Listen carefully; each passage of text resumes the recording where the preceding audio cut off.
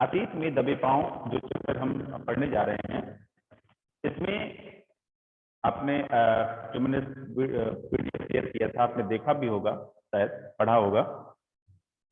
उस पाठ में जो हमने इतिहास में मोहनजोदड़ो की सभ्यता, सिंधु घाटी की सभ्यता, ये सारी पढ़ी है, हड़प्पन सभ्यता, उन सभ्यताओं का कहां से विकास हुआ, उन सभ्यताओं की संस्कृति कैसी थी, रहन सहन कैसा था, खान पान कैसा था, नगर नियोजन कैसा था, वहां के लोग कैसे थे, और आज के इस प्रगतिशील समाज के लिए वह संस्कार कितने जरूरी हैं, वो संस्कृतियां कितनी जरूरी हैं, कितनी आवश्यक हैं, इस बात को आवश्यक मानते हुए ओम थानवी जी ने इस पाठ को रचा और हमारे पाठ्यक्रम में इस पाठ को रखा गया।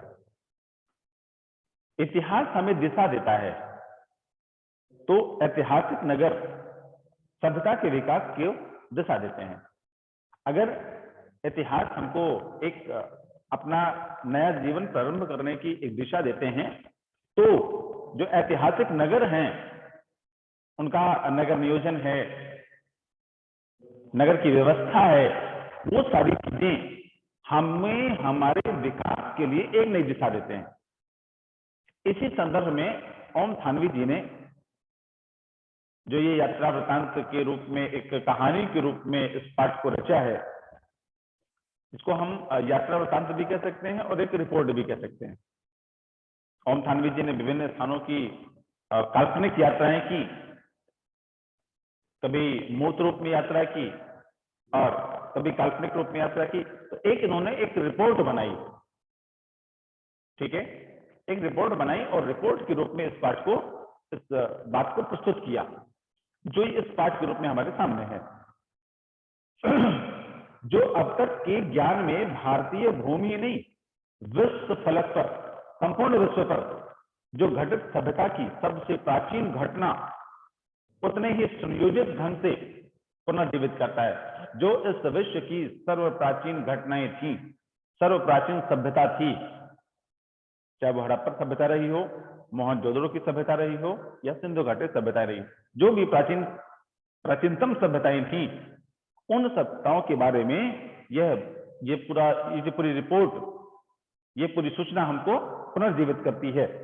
जितने सुनियोजित ढंग से उसके दो महान नगर मोहनजोदड़ो और हड़प्पा बसे थे, उसी पूरी नगर नियोजन को, पूरी सुनियोजित घटनाक्रम को यह पाठ हमको दर्शाता है। लेखक ने हड़प्पा सभ्यता के और मोहनजोदड़ो जो दो नगर थे, इन दो नगरों की टीलों, स्नानागारों, मृत भांडों, कुओं, तालाबों, मकानों, मार्गों, उन सबसे प्राप्त पुरातत्वों में मानव संस्कृति की उस समझदार भावनात्मक घटना को बड़े इत्मीनान के साथ खोज कर हमें दिखलाया और बताया कि जिससे हम इतिहास की सपाट वर्णनात्मकता से ग्रस्त होने की जगह इतिहास बोध से तर होते हैं, अर्थात भर जाते हैं। बहुत सारे इतिहासकारों ने यहाँ के टीलों पर, स्नानागारों पर, मध्याह्नों पर, नगर नियोजन पर, निकास, जो जल निकास था उसकी व्यवस्था पर बहुत सारी चीजें व्यक्त की और लिखी। ऐसे नहीं, भावनात्मक रूप से उनके साथ जुड़े और उन घटनाओं को इत्मीनान के साथ समझा और फिर हमारे तक पहुंचाया। जिस प्रकार सिंधु घाटी सभ्यता एक समय प्राण धारा से तपती, उसी धारा को उन्होंने हमारे साथ बांटा। सिंधु सभ्यता के सबसे बड़े शहर मोहनजोदड़ो की नगर जो योजना थी, सबको अभिभूत करती है। नगर योजना, नगर नियोजन, मैं जब बार बार शब्द का प्रयोग कर रहा हूं, क्या उस नगर नियोजन या नगर योजना को आप समझते हैं? नगर योजना क्या है, नगर नियोजन क्या है? कोई बताएगा?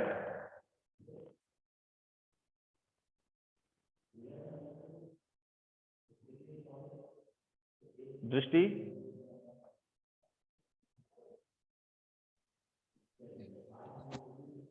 नहीं सर, नहीं समझ में आया। नहीं मालूम? श्रेया? नगर नियोजन का मतलब होता है सर, नगर का सब व्यवस्था अच्छी तरह से है, उसका ये पता है कि कहाँ पर क्या होना चाहिए। ओके। जैसे आप बड़े शहरों में दृष्टि तुम तो देखी होगी, कोटा जैसे शहर में रह रही है इस समय, तो उन बड़े शहरों में जो भी नई बिल्डिंग बनाई जाती है, मल्टीप्लेक्स बनते हैं, बड़ी बड़ी 20-20, 25-25, 30-30 मंजिला इमारतें बनती हैं। उन इमारतों को जब बनाते हैं, कोई भी बिल्डर बनाता है, तो उसमें हर एक चीज देखता है, हर एक चीज का उसमें ध्यान रखा जाता है। किन किन बातों का? अगर एक एरिया में वो कंस्ट्रक्शन हो रहा है, तो वहां पर मान लो 200-300 फ्लैट हैं, उन 200-300 फ्लैट में रहने वाले लोगों की सारी व्यवस्थाएं, ठीक है, तो उन व्यवस्थाओं के तहत उनका जो एरिया होगा कितना बड़ा होगा, उनके बच्चे होंगे तो कहाँ खेलेंगे, तो पार्क होना चाहिए, पास में ही हॉस्टल होना चाहिए, बहुत दूर नहीं होना चाहिए, दुकानें होनी चाहिए आसपास में, पानी की निकासी की व्यवस्था कैसी है, गाड़ी पार्किंग की व्यवस्था है कि नहीं है। तो संपूर्ण, ये तो छोटी सी एक मोहल्ले की बात हो गई, एक कस्बे की बात हो गई, लेकिन एक पूरे शहर में कहां बस्ती होगी, कहां बाजार होगा, कौन से वर्ग के लोग कहां रहेंगे, पानी निकासी की व्यवस्था कैसी होगी, घर कैसे होंगे, कितने एरिया में होंगे, घर की इंजीनियरिंग कैसी होगी, उसका मैकेनिज्म कैसा होगा, घर कैसे बनेगा, कितनी मोटी दीवारें होंगी, नालियां कैसी होंगी, कितनी बड़ी होंगी, कितनी चौड़ी होंगी, सारी व्यवस्थाएं नगर को पुनर्स्थापित करने के लिए जो योजना बनाई जाती है, उसको बोलते हैं नगर नियोजन।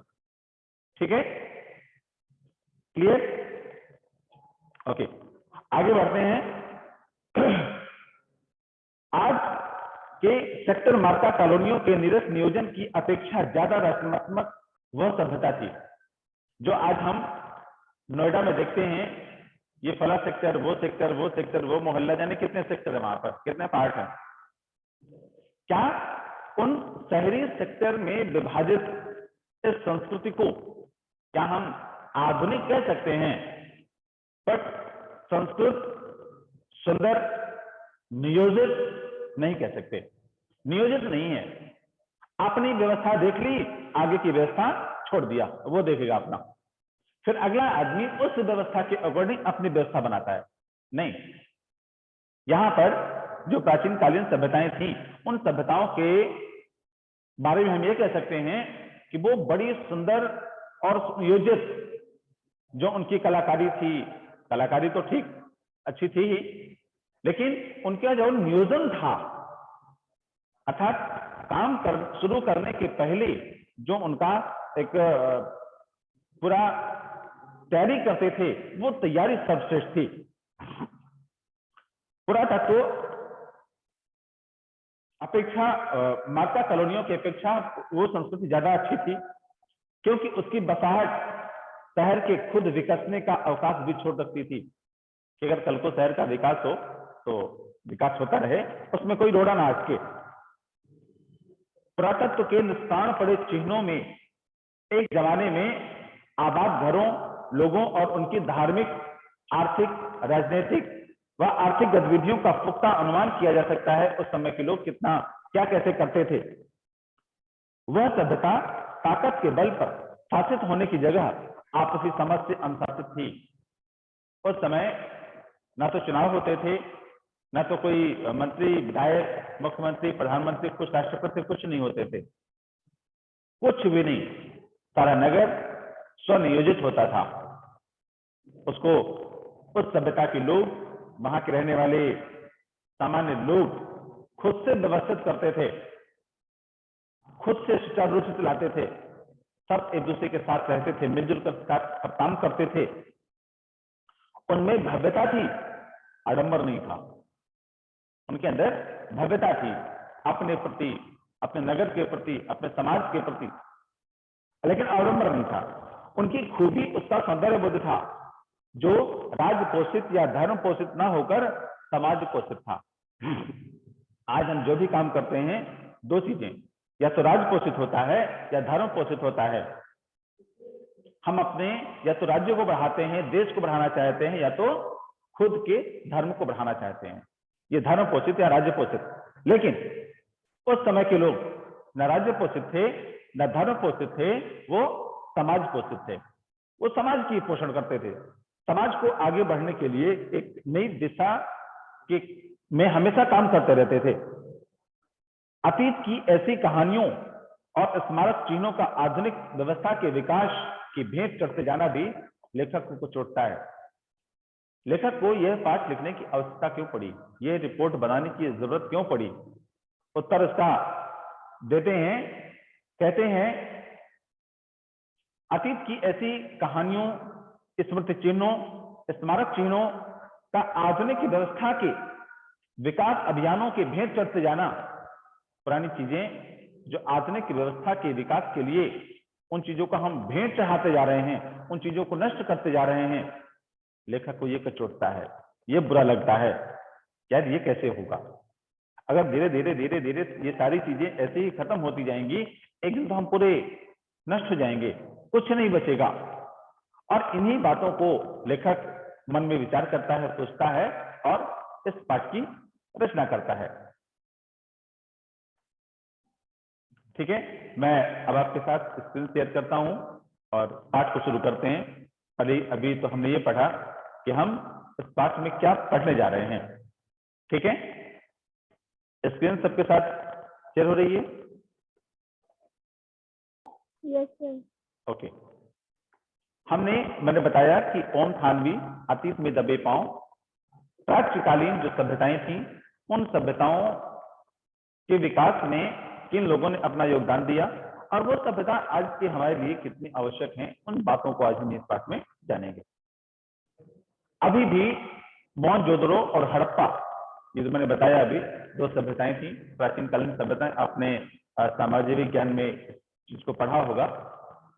प्राचीन भारत के ही नहीं, दुनिया के दो सबसे पुराने नियोजित शहर माने जाते हैं, ये मोहनजोदड़ो और हड़प्पा।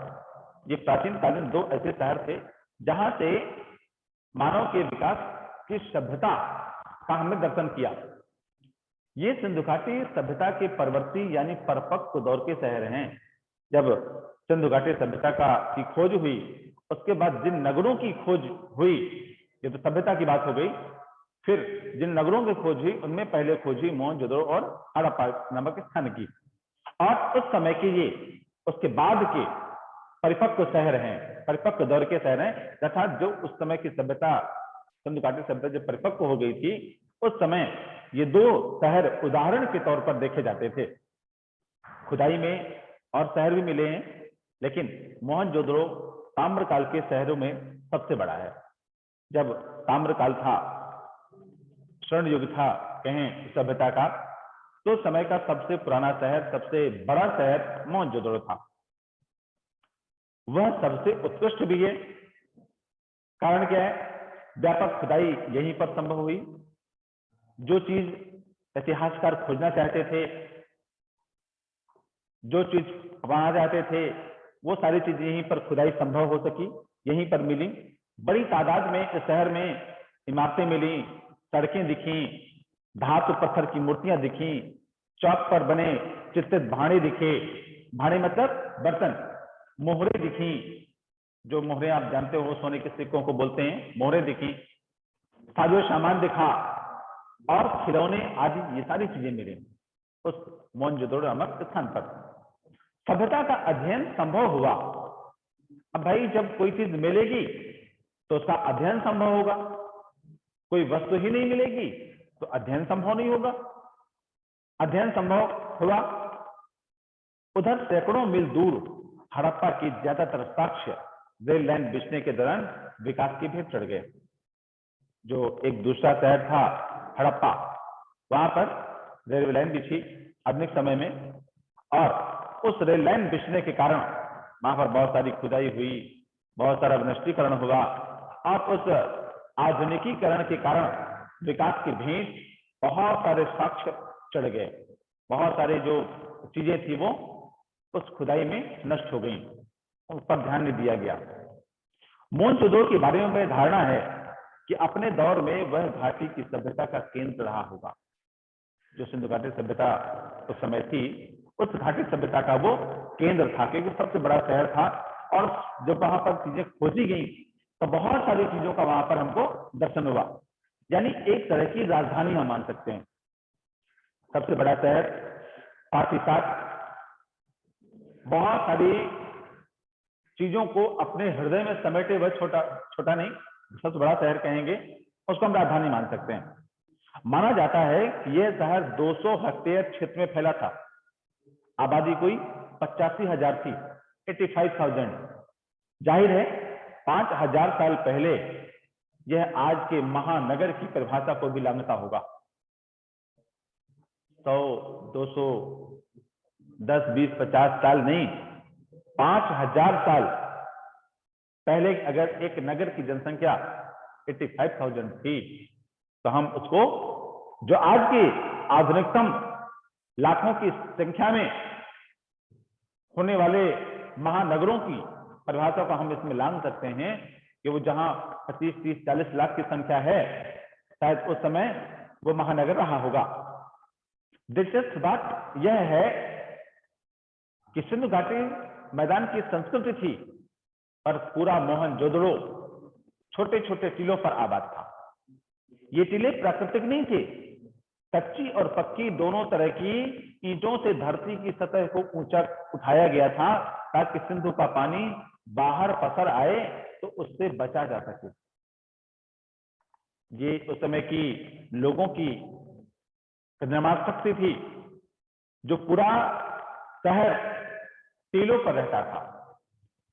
टीले मतलब, आपने पिरामिड देखा होगा, पिरामिड कर्व्ड होता है, टीला ऐसे अंडाकार ऐसा बना दिया।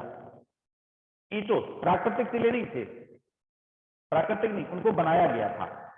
कच्ची और पक्की दोनों तरह की ईंटों को जोड़ करके ये टीले बनाए गए थे। सतह को ऊंचा उठाया गया था। और क्यों उठाया गया था? क्योंकि पास में ही सिंधु नदी थी। अगर कभी सिंधु का पानी बढ़ जाए, अपने स्तर से बाहर आ जाए, तो उससे कम से कम टीलों पर चढ़ करके अपनी जान बचाई जा सके। मोहनजोदड़ो की खूबी यह है, इस आदिम शहर की सड़कों और गलियों में आप आज भी घूम फिर सकते हैं। यहाँ की सभ्यता और संस्कृति का सामान भले अजायब घरों की शोभा बढ़ा रहा हो, शहर जहां था अब भी वही है। आप किसी भी दीवार पर पीठ टिकाकर सुता सकते हैं, वह एक खंडहर क्यों ना हो। किसी घर की देरी पर पांव रखकर आप सहसा सहम सकते हैं। रसोई की खिड़की पर खड़े होकर उसकी गंध महसूस कर सकते हैं, या शहर के किसी सुनसान मार्ग पर कान देकर उस बैलगाड़ी की रुझान सुन सकते हैं, जिससे आप अपने पुरातत्व की तस्वीरों के मिट्टी के रंग में आपने देखा है कभी।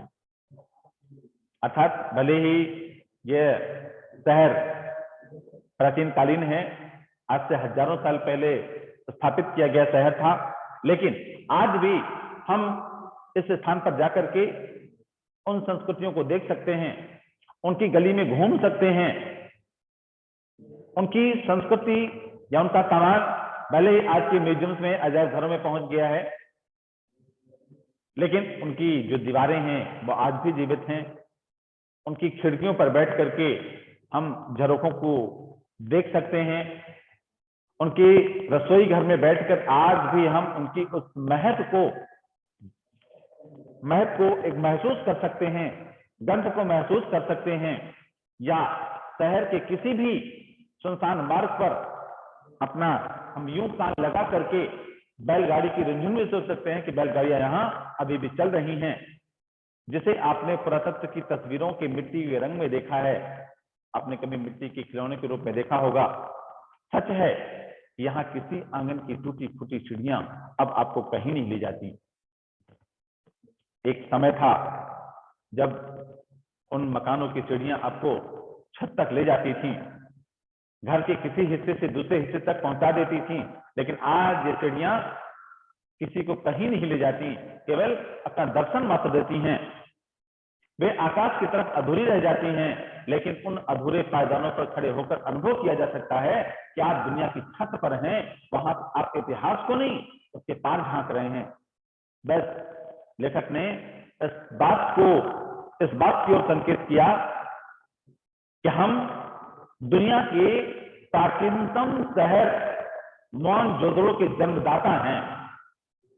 भले ही वो सीढ़ियां, वो मकान आपको किसी एक नई दहलीज पर नहीं ले जाएंगे, नो डाउट, लेकिन आप उन स्थानों पर खड़े होकर के, उन अधूरे पायदानों पर खड़े होकर के ये अनुभव जरूर करेंगे कि आप दुनिया की छत पर हैं, सबसे ऊंचे स्थान पर हैं, क्योंकि आपसे पहले कोई था ही नहीं।